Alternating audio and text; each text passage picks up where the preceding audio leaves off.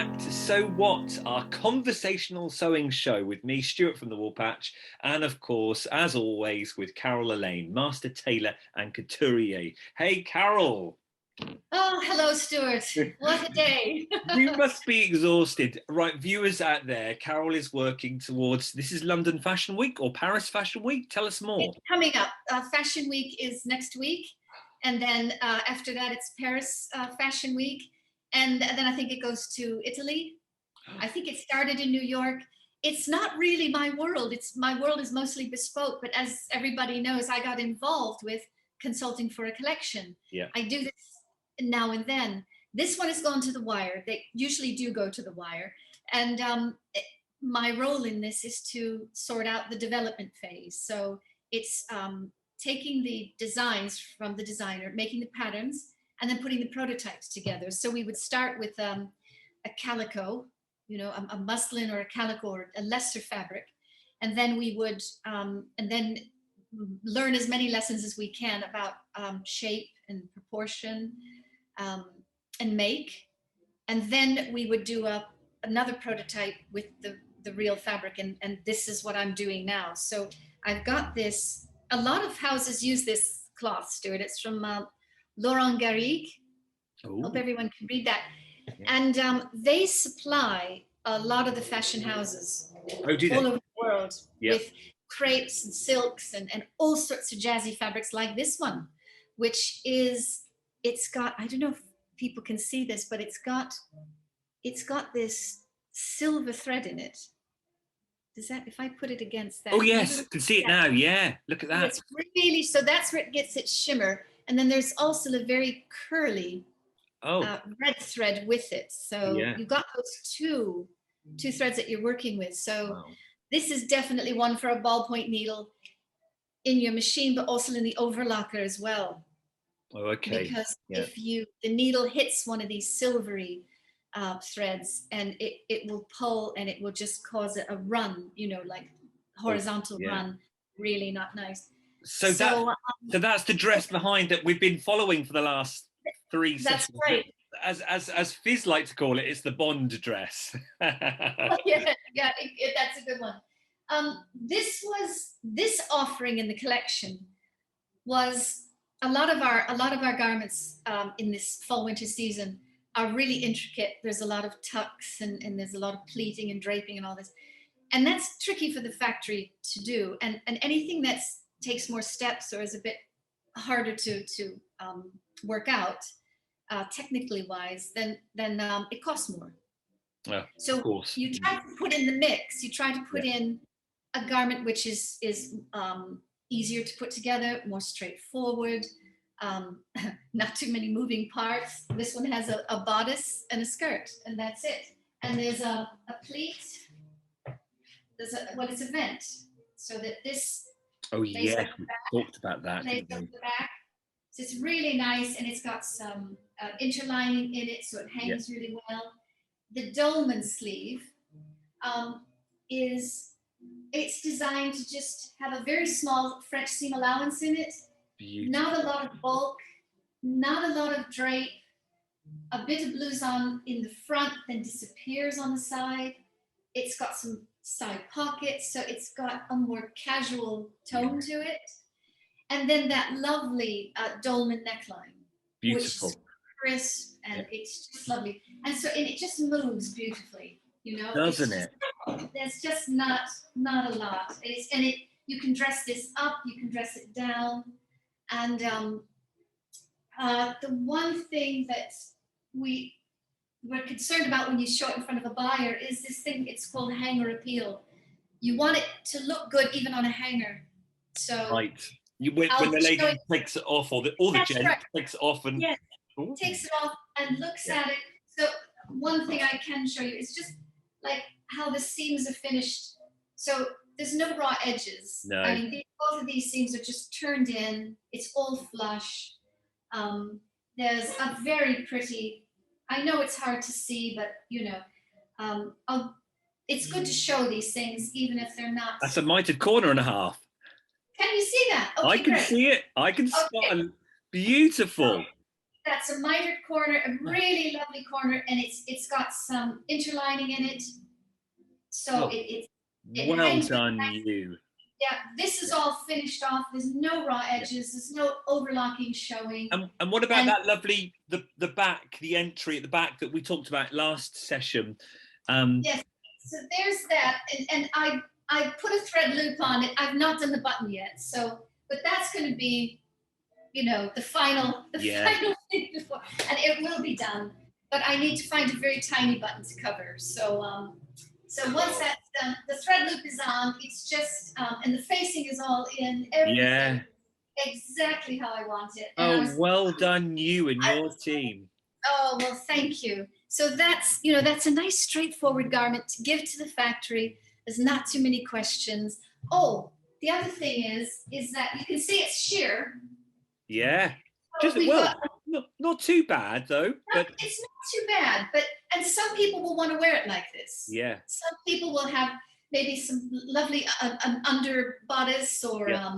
you know, nice knickers and a bra Yeah. or an all-in-one or a shorty. But we're also going to have it with a slit, and the slit comes right to the slit, the height of this slit. Oh, So lovely.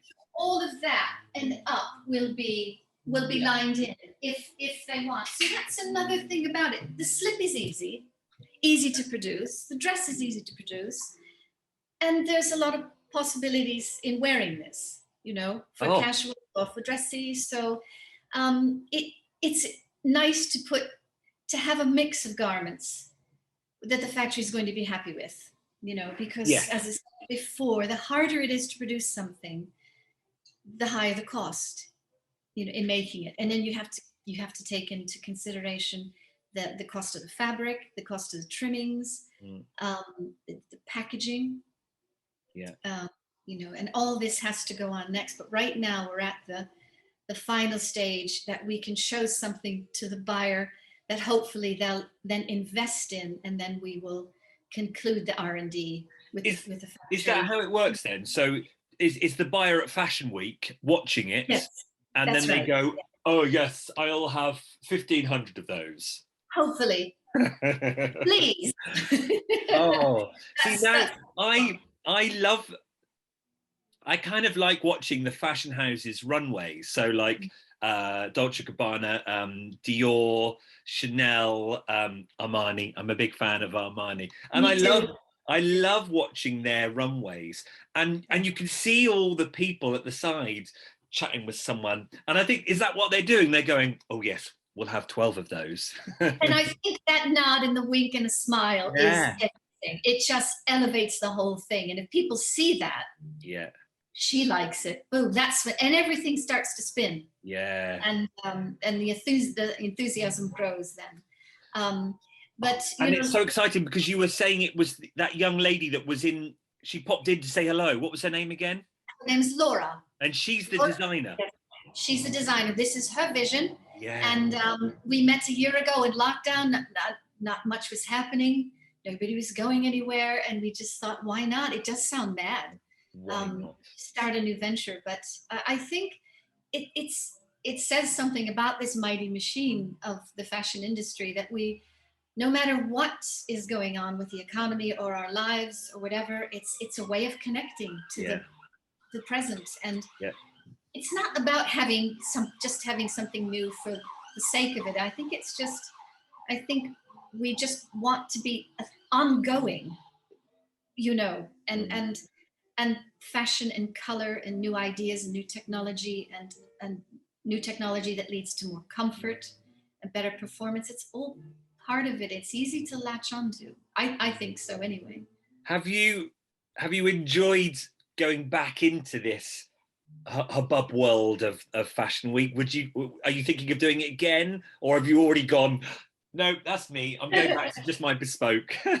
Well, it is exciting. It's that new thing, you know, you get the goose flesh all over again because somebody has invented something in their mind. Now that it's always a compilation, right, of something that's happened before. You know, clothing, not much has changed about clothing. It's just how people are putting these different elements together. it's always repetitive, and seems to be seasonally repetitive. You know, you come to spring and you get the Breton shirt, right? And you get the nautical look. Yeah. You get fall, winter, and out come the tweeds. Yeah. It's Yeah. I just finished a tweed coat today. Look at this. I thought this is lovely fabric. Oh, It's a herringbone, but it's got, I don't know, you've got an eagle eye, so maybe you can spot the little flecks of. oh, there's like little, do we call them neps? There's little, every now and again, there's a little brown Yes. nep. Yes, and you should be able to see some light blue in there as well. I don't know if it comes from. I can't see the anyway, light blue, but I trust you there. You can see the brown. So, and it is, in fact, this is dark brown and cream. So I just got this coat, which is also in the collection. It's just gone to the buttonhole guy. So he's going to put in the keyhole buttonholes with the bar tacks on the end, like you get in suits and things. So it's all new. It's far flung from the handmade bespoke, you know, that really deliberate way of working. And you know it so well, and your hands just do it. This is all new to me, you know, lurex. Yeah. All these knits and these new shapes, and this lovely paisley in the background. That's going to be the final dress that I make. That is going to be really elegant and made of many different bias cut pieces, which is going to confuse the paisley. It's quite ordered now. Isn't it just? You can see the repeat in it, can't you? Yeah. And that will all be confused when it gets cut, and it's got a bit of a wrap over section and a midriff section and a 3-part back. So who knows, maybe I'll be able to show you that one as well. Hence, as you say, so that's a complicated one for the factory, and you've also got a not so complicated one to keep those costs down, because otherwise every garment will be, the costs in general will be high. That's right. But then you reflect it in the selling price. You try to cover all that, but it's all about mixing the margins as well. So, and you have to kind of predict, maybe they'll buy some of this and some of that. And together, the margins will give you some kind of a return that you can start paying for your purchases. Oh, well, it just goes on and on and on. Fingers crossed. Now, they do sometimes televise Fashion Week on YouTube and places. Do you think we'll get a chance to see any of it? Well, I hope so. I mean, I've been so buried in all this cloth, and we're near the end. So I'm hoping. I mean, I don't know. I think there are places where the public can go. You buy your ticket and you can see, because they're showing all over London, aren't they? Yeah. I mean, there's so many shows. And generally you get somebody like Somerset House, I think, to sponsor the main part of the event. And then some of the other, I mean, there's some things here in Shoreditch, I'm sure. Oh, well. But I'm hoping to see some of it, you know, when the dust settles. Keep me eyes peeled, and then you're going to go to sleep for a good week, yeah? I think so. Yes. Put your fingers up. Oh, I know. Oh, wonderful. I never heard that, but it's so true. It's so true. Now tell me, you're going to do us a little tutorial, I think. Are you on you were talking about that little buttonhole or a little button? Yeah, I wanted to do that because this is a simple piece. It's straightforward. There's not too many, it's just the cloth that speaks. And I wanted to show that sometimes, you know, and this goes along with the hanger appeal thing. When you look closely at a garment, something might catch your eye that shows a little bit of handcraft. And oftentimes that will sell the garment. Wow. A buyer will say, I'm going to get that because that's an eye-catching, that's just a little detail that shows care and attention and high craft. And that also can elevate the selling price and the whole experience, you know, even just getting dressed and just putting that little button into that little loop.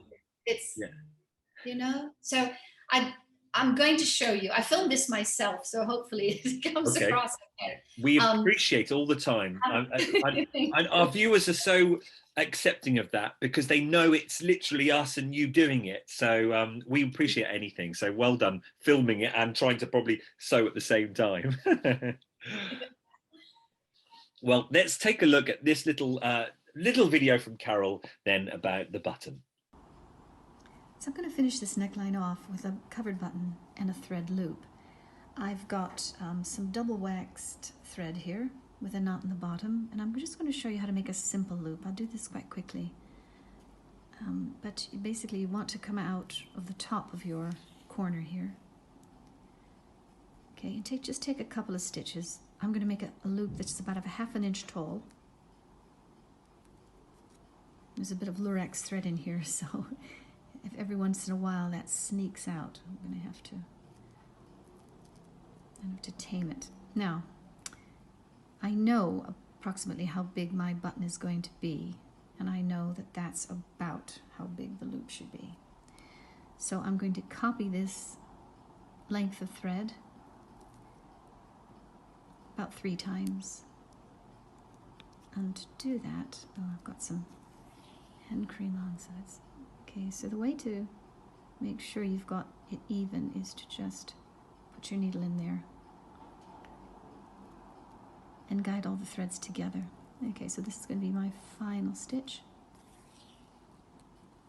You wax the thread and it prevents it from knotting, and it kind of keeps everything in line. So here I am.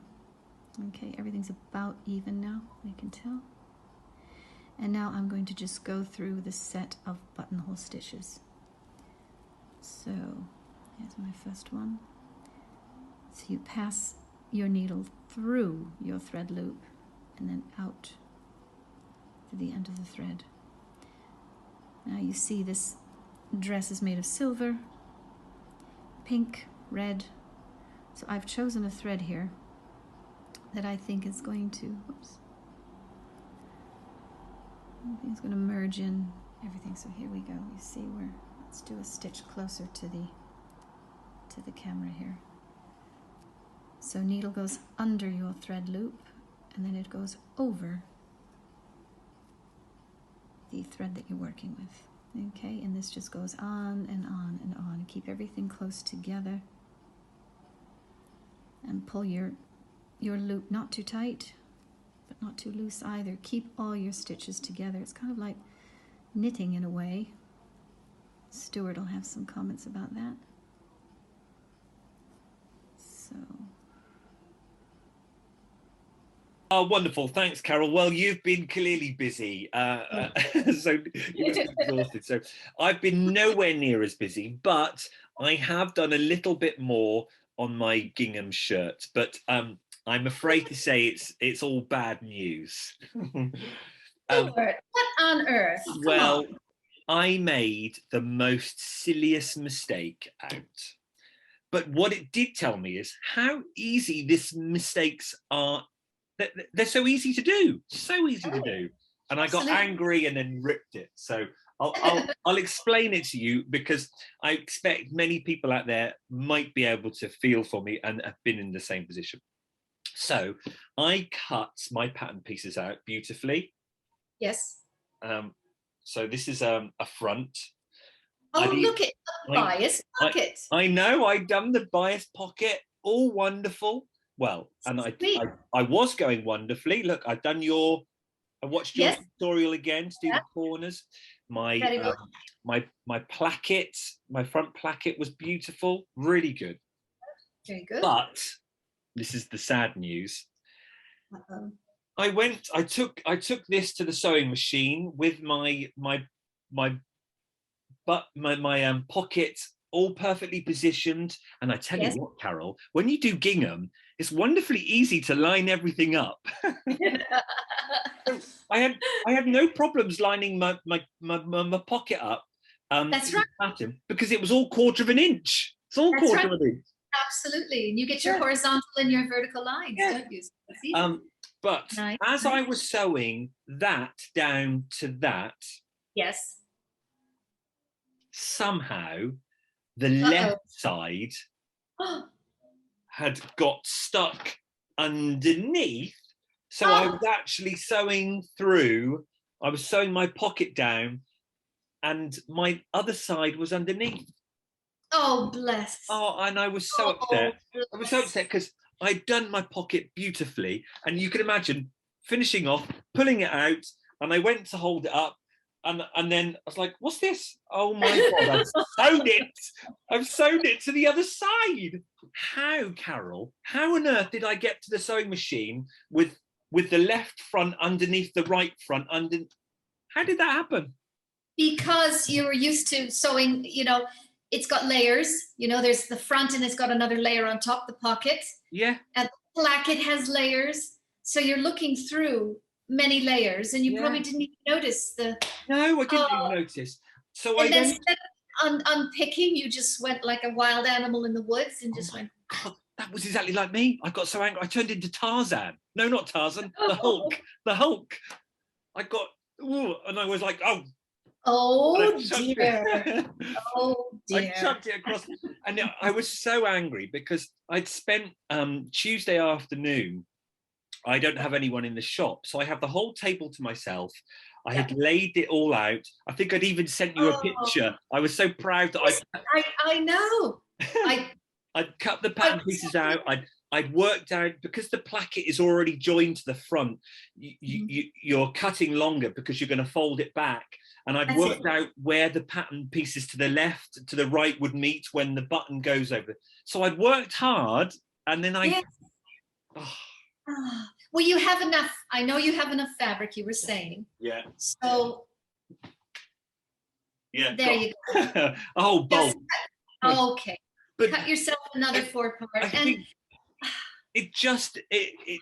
I think it just reminded me how easy it is. You can make a mistake. When we watch the Sewing Bee, and you see some of the contestants go, oh no, I've sewn it to the wrong side, or oh no, I've sewn the arm to the neck. Yeah. Yes.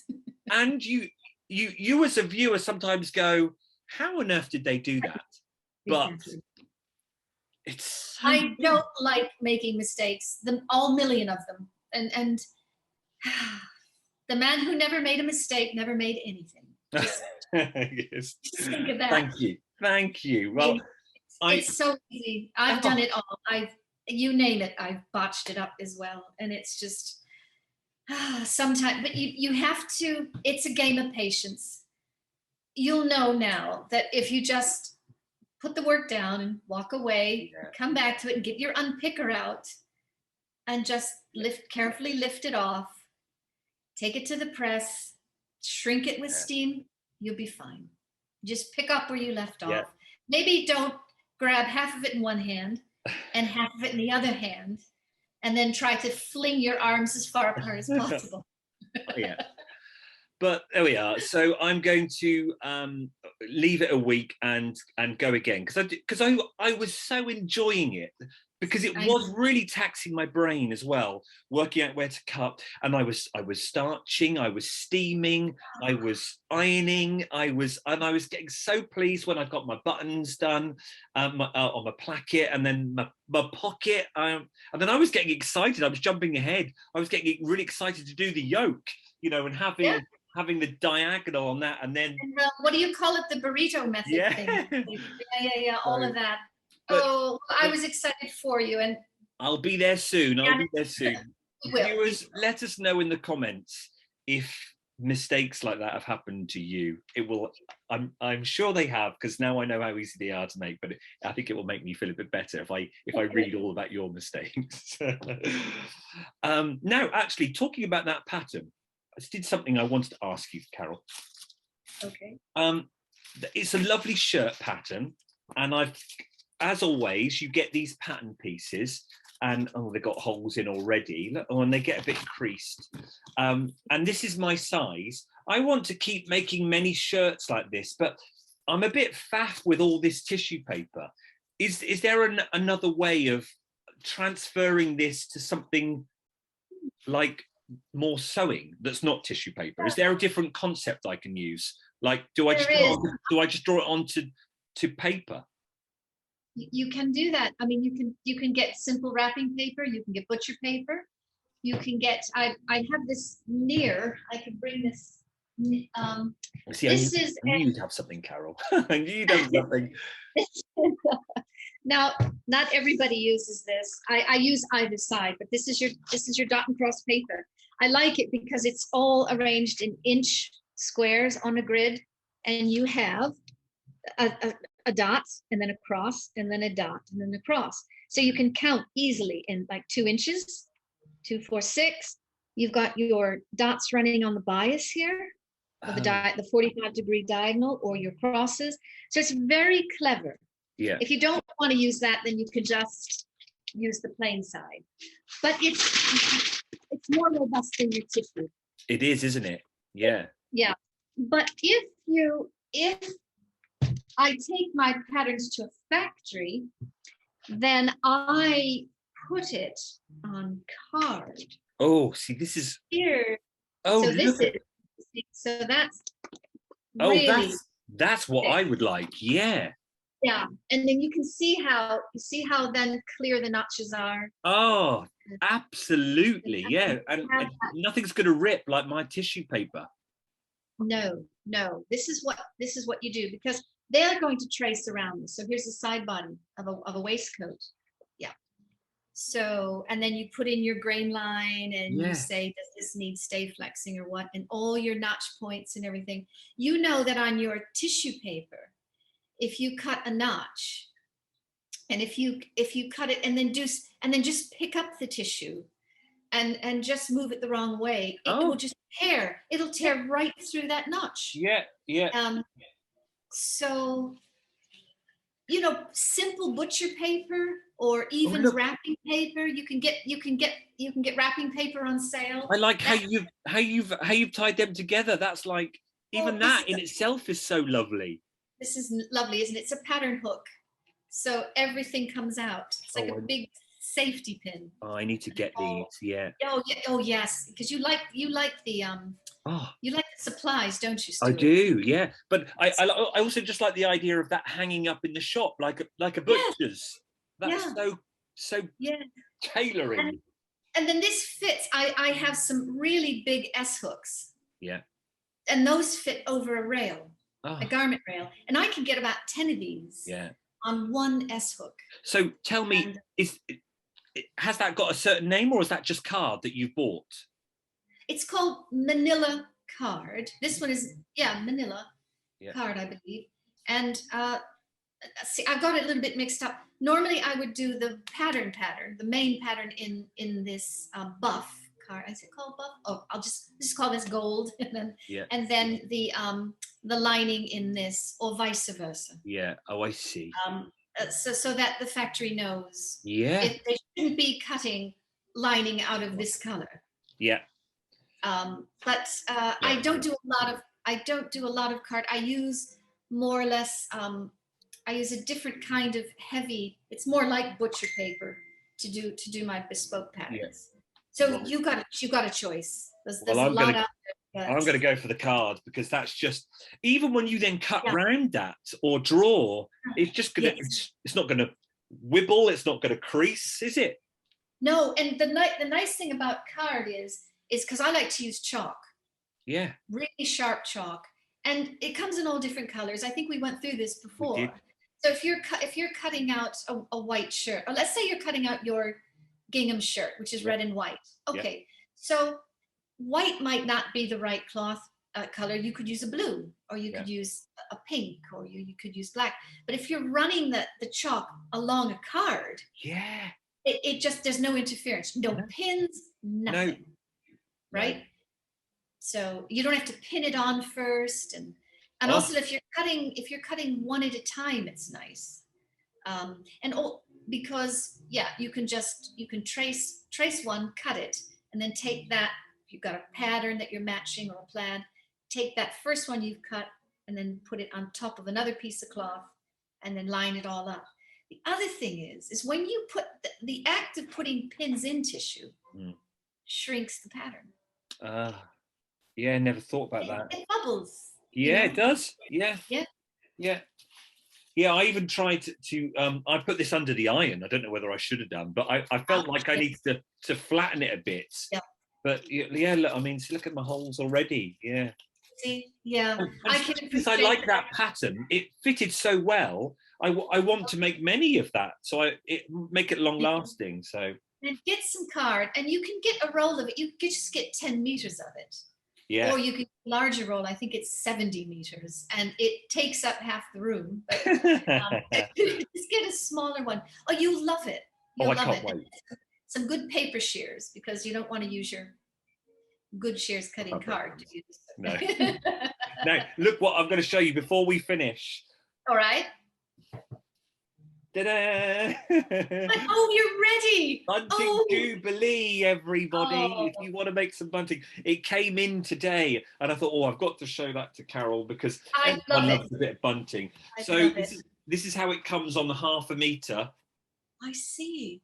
And I'm going to try and prepare a little YouTube demo of several ways of making bunting, because I don't think people want to do write 2 nice sides of bunting, because mostly bunting hangs up against a wall, doesn't it, really? That's right. Oh, you yes. don't really need to see the other side, do you? Yeah. So you can do backing in all different colors, red, white, and blue. I think so. That would be lovely, wouldn't it? Yeah. So when is all this? I'm very excited about Her Majesty's Jubilee. I'm really excited. Me too.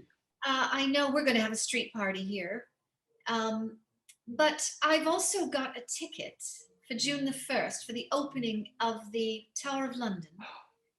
They're going to have a big bloom festival, and so they're planting all these flowers now, and it's going to open on June the 1st. Is that the official opening? When is all this? It's the bank holiday weekend, Thursday to Sunday, June the 2nd, 3rd, 4th, and 5th. Oh, right. Okay. So when did you say yours was? On the 1st of June. Oh yeah, so it's getting ready. Is that just before the weekend? Right. And so that's on a Wednesday, is it then? Yeah. And that is the first tea dance in Spitalfields Market, everybody. And Mike, my partner, leads it. It's a swing band. It's a 9-piece swing band. And so that's going to be on the 1st of June in Spitalfields Market. So we hope, and it's the first time they've been allowed to have a dance in 3 years. Oh, so, it's going to be magical for everyone, and I can't. Really is. I think the Sunday is the big thing where lots of street parties are going to go ahead, and the roads are going to be closed everywhere, and people are going to be out with picnic tables. I think there's a big concert as well. I don't know whether that's Sunday night or what, but all the details are coming up. But there is going to be bunting everywhere. I'm sure London is going to look stunning with flags everywhere. I'm sure every place is going to look stunning. So it's going to be one big celebration. So we've got to get sewing into this.